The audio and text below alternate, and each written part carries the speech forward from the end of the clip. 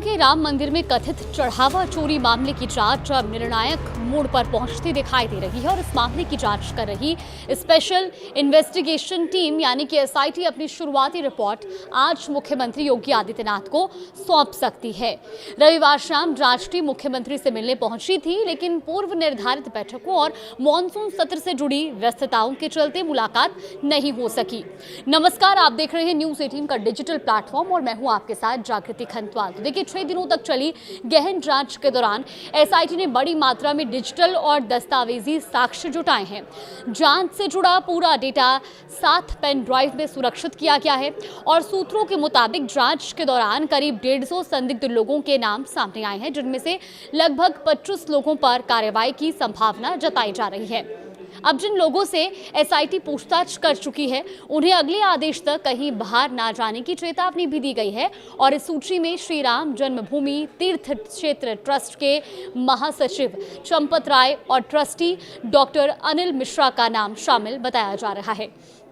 जांच के केंद्र में राम मंदिर परिसर में प्रभाव रखने वाले रामशंकर यादव उर्फ टिन्नू भी रहे हैं। एसआईटी ने उनसे लगभग हर दिन पूछताछ की और इतना ही नहीं, उनके करीबियों, रिश्तेदारों और उनसे जुड़ी संपत्तियों की भी जानकारी जुटाई गई है। अब इन 6 दिनों में जांच टीम ने सीसीटीवी फुटेज, चढ़ावे के प्रबंधन से जुड़े रिकॉर्ड, दान राशि की गिनती की प्रक्रिया, बैंक में पैसा जमा कराने के तरीके और वित्तीय लेन देन से जुड़े लगभग हर पहलू की बारीकी से पड़ताल की। जांच के 6ठे दिन टीम ने सभी आरोपियों और संदिग्धों के बैंक खातों की जानकारी भी हासिल की है और इसके बाद सभी साक्ष्य अपने साथ लेकर टीम लखनऊ रवाना हो गई। जांच का दायरा सिर्फ वर्तमान घटनाओं तक सीमित नहीं रहा है। एसआईटी ने मंदिर के दान पात्रों की धनराशि के उपयोग, कथित अनावश्यक खर्चों और भूमि खरीद से जुड़े मामलों की भी समीक्षा की और इसके लिए साल 2021 तक के रिकॉर्ड खंगाले गए और बैंक अधिकारियों से पूछताछ भी की गई। अब सूत्रों के अनुसार ट्रस्ट के महासचिव चंपत राय और ट्रस्टी डॉक्टर अनिल मिश्रा पर कार्रवाई लगभग तय मानी जा रही है और दोनों को उनके पदों से हटाए जाने की संभावनाएं भी हैं। हालांकि अभी तक इसकी कोई आधिकारिक पुष्टि या कोई आधिकारिक जानकारी नहीं दी गई है। इसके अलावा राम मंदिर निर्माण के प्रभारी गोपाल राव के खिलाफ भी कार्रवाई की चर्चा है।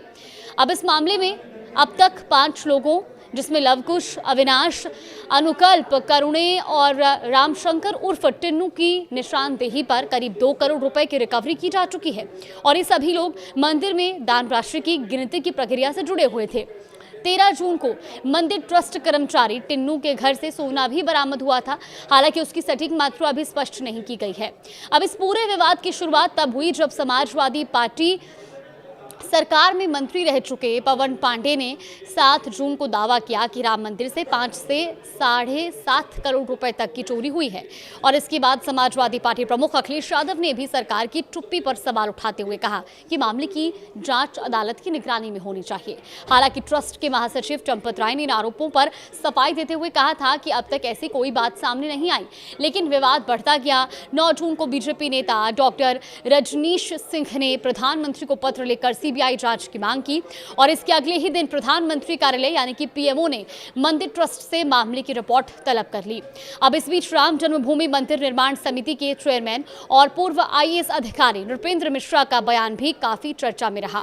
उन्होंने कहा कि राम मंदिर के चढ़ावे पर खुलेआम डाका डाला गया है। उनके अनुसार ये लोगों के विश्वास के साथ बहुत बड़ा विश्वासघात है और मंदिर का पूरा प्रबंधन बदल दिया जाना चाहिए। उन्होंने बैंक अधिकारियों की भूमिका पर भी सवाल उठाते हुए इसे बड़ी लापरवाही बताया। अगर एसआईटी की 6 दिनों की कार्रवाई पर नजर डाले तो पहले दिन महासचिव चंपत राय, आमंत्रित सदस्य गोपाल राव और संदिग्ध कर्मचारियों से करीब 6 घंटे पूछताछ की गई।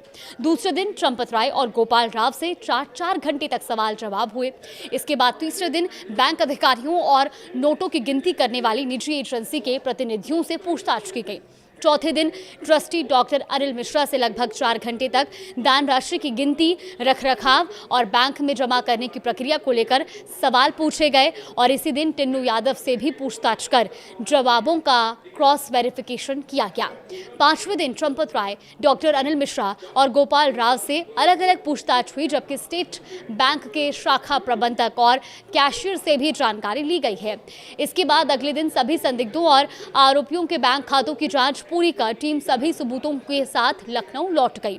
अब सभी की नजरें एसआईटी की शुरुआती रिपोर्ट पर टिकी है, क्योंकि इस रिपोर्ट के आधार पर आगे की कार्रवाई और संभावित जिम्मेदार लोगों के खिलाफ फैसले लिए जा सकते हैं।